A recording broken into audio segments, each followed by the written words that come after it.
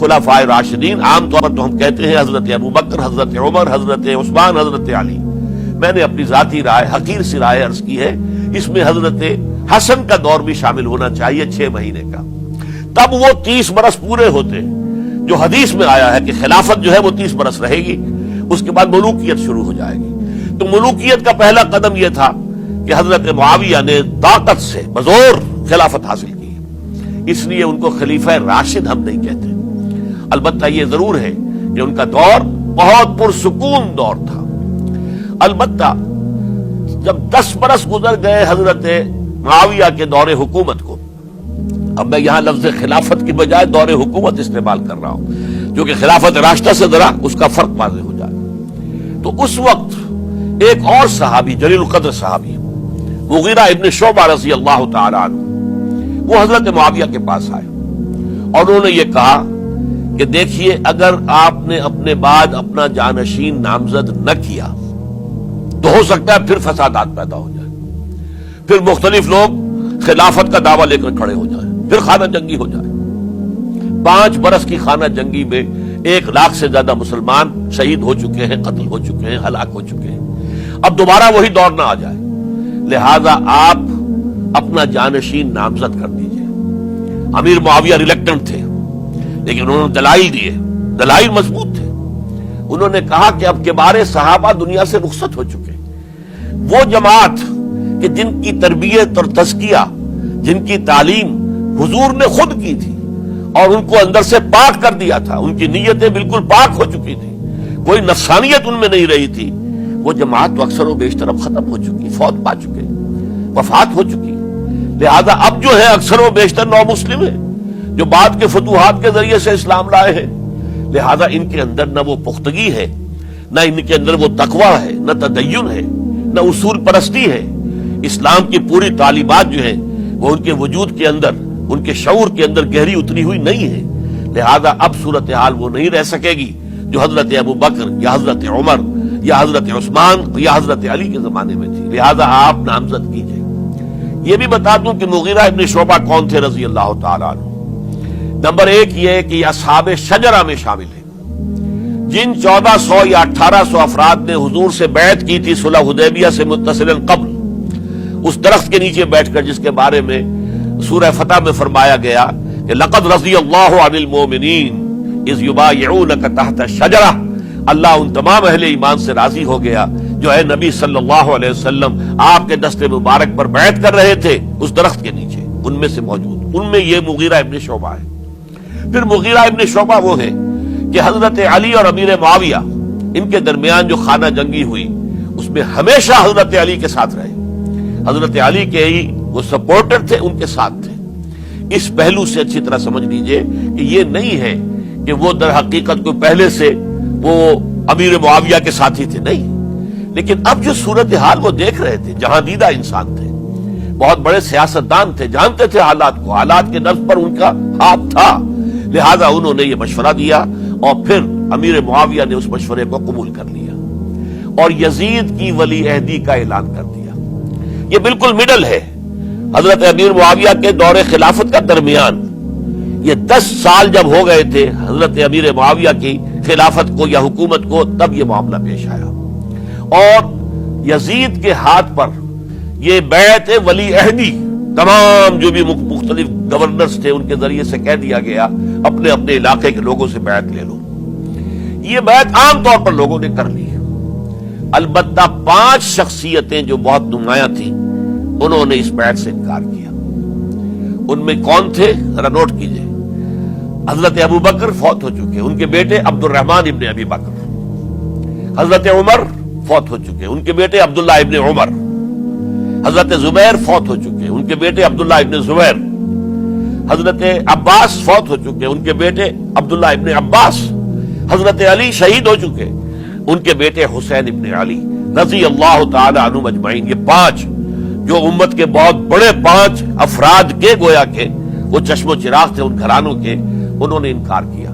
اور ان میں خاص طور پر عبد الرحمن ابن ابی بکر نے یہ جملہ کہا کہ تم چاہتے ہو کہ قیصر و کسریٰ کی سنت پر عمل کرو کہ باپ کے بعد بیٹا حاکم بن جائے. یعنی ایک قدم تو خلافت کا نظام پہلے ہی نیچے اتر چکا. مشاورت سے تو حضرت امیر معاویہ کا بھی جو نسب ہوا ہے وہ مشاورت سے نہیں ہوا. ایک درجے میں وہ جو اللہ تعالیٰ کے رسول نے عمارت بنائی تھی شاندار، اس خلافت کا جو سیاسی نظام تھا، اس میں ایک تو کڑی آ چکی زوال کی کہ ایک شخص نے طاقت کے ذریعے سے خلافت حاصل کر لی. اب اس کی اگلی کڑی لانا چاہتے ہو کہ کیسر و کسرا کے طریقے سے خاندان کے اندر، ایک قبیلے کے اندر یہ خلافت جو ہے یا حکومت جو ہے نسل بعد نسل، باپ کے بعد بیٹا اور بیٹے کے بعد پوتا، اس کو ہم کبھی گوارا نہیں کریں گے. حضرت امیر معاویہ بہت دانشمند انسان تھے. انہوں نے ان پانچوں حضرات پر کوئی تشدد نہیں کیا، کوئی جبر نہیں کیا، بلکہ رہنے دیا. ٹھیک ہے، یہ بیعت نہیں کر رہے، ابھی تو بیعت ولی عہدی ہے، کوئی حرج نہیں. لہذا کوئی جھگڑا، کوئی اس وجہ سے کوئی فساد، اس بنا پر کوئی جنگ نہیں ہوئی. 10 سال گزر گئے، یعنی 10 سال تک یزید ولی عہد رہا ہے. 10 سال تک. اور اس سوائے ان 5 بڑی شخصیتوں کے جو پوری امت تھی، عوام الناس تھے، ان سب نے اسے قبول کیا. یہ صورتحال اب جب پیدا ہوئی جب حضرت امیر معاویہ کا انتقال ہو گیا، یہ سن 60 ہجری ہے. اب سوال پیدا ہوا کہ وہ ولی عہدی کی بیعت اب بیعت خلافت میں منتقل ہو جائے گی. لہذا پھر یہ ہوا کہ سب لوگوں سے، سب گورنروں کو لکھ دیا گیا تمام صوبوں کے اندر کہ اپنے اپنے لوگوں سے بیعت لے لو. ظاہر بات ہے کہ وہاں کوئی ریفرنڈم نہیں ہوتا تھا، کوئی ووٹ نہیں ہوتے تھے کہ اس کی پرچیاں ڈالی جا رہی ہوں، ایک ایک شخص سے رائے لینا نہیں ہوتی تھی، بلکہ اس وقت کی جمہوریت یہ تھی اور شورائیت یہ تھی کہ ڈفرنٹ کلینز ہیں، ڈفرنٹ فیملیز ہیں، ڈفرنٹ ٹرائبز ہیں، ان کے سردار، ان کے بڑے لوگ، ان کے اہم لوگ بیعت کر لیں تو گویا کہ سب کی بیعت ہو گئی. وہ ایک قبائلی نظام تھا اور اس میں یہ نہیں تھا نظام کے ووٹ بنے ہوئے ہوں اور اس کی پرچیاں ڈالی جا رہی ہوں. تو تمام عالم اسلام نے گویا کہ بیعت قبول کر لی اب یزید کی بحیثیت خلیفہ. اب وہ جو 5 آدمی تھے ان میں سے ایک فوت ہو چکے تھے، حضرت عبد الرحمن ابن ابی بکر رضی اللہ تعالی عنہما، دونوں فوت ہو گئے، لیکن باقی 4 رہ گئے. ان 4 کو نوٹ کیجئے، یہ بڑا سینسٹیو ایشو ہے جس پر میں اب گفتگو کر رہا ہوں. ان 4 میں کون ہیں؟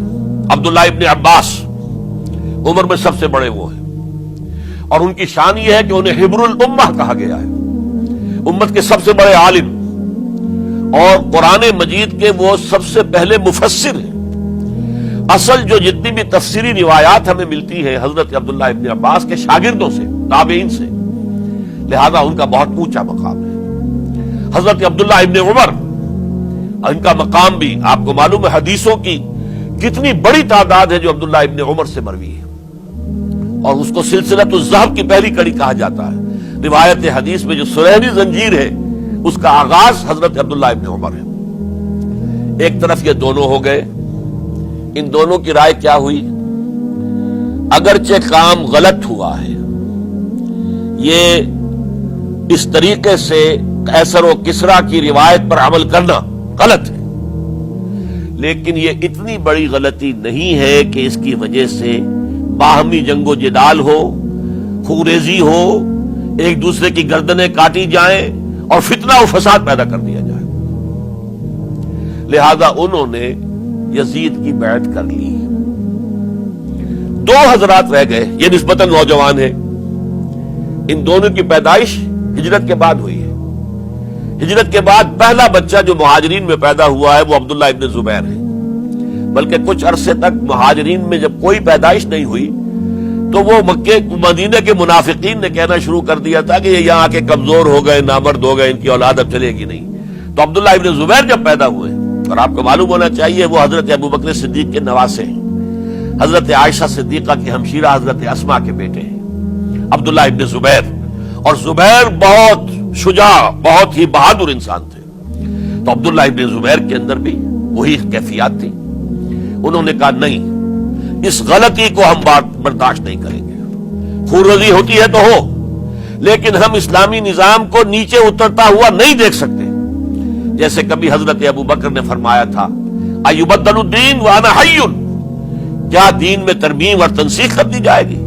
دین کو بدل دیا جائے گا، دین میں تحریف کر دی جائے گی جبکہ میں ابھی زندہ ہوں؟